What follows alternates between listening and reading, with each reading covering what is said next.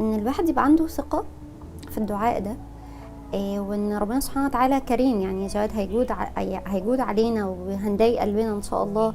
كان في قصة قرأتها وانا صغيرة، ان هي يعني فيما معناها ان سيدنا علي بن ابي طالب زوج السيدة فاطمة بنت الرسول صلى الله عليه وسلم، كانت هي مرة تعبانة، فسيدنا علي من حبه ليها قال لها يعني قلبك بيشتهي ايه من حلاوة الدنيا، نفسك ايه دلوقتي وانا اجيبهولك؟ فقالت له اشتهي رمانا. فسيدنا علي يعني قعد يفكر كده، هو ما كانش فيه فلوس فهعمل ايه، فراح السوق واستلف يعني درهم واشترى رمانه فعلا.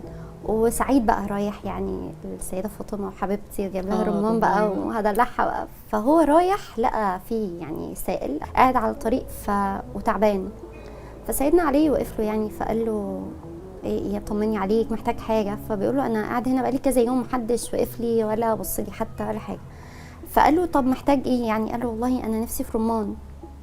فسيدنا علي وقف اللي هو طيب انا معايا رمانه واحده وفاطمه هي نفسها فيها، طيب ما انا لو رحت لفاطمه بدون الرمان قلبها هيزعل، يعني هتبقى حرمت منها، ولو سبت المحتاج ده يبقى انا كده ما عملتش يعني امر النبي صلى الله عليه وسلم.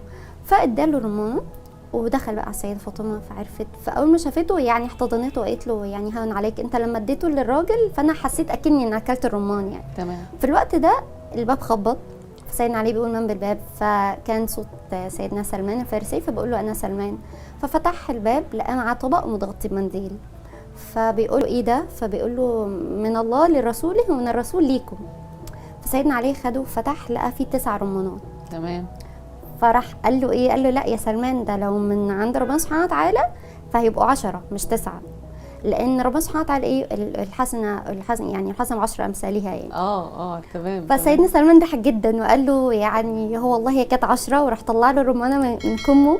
فبقول له بس يعني حبيت ان انا امزح معاك يعني وازيد ايمانا منك واتعلم منك اكتر يعني.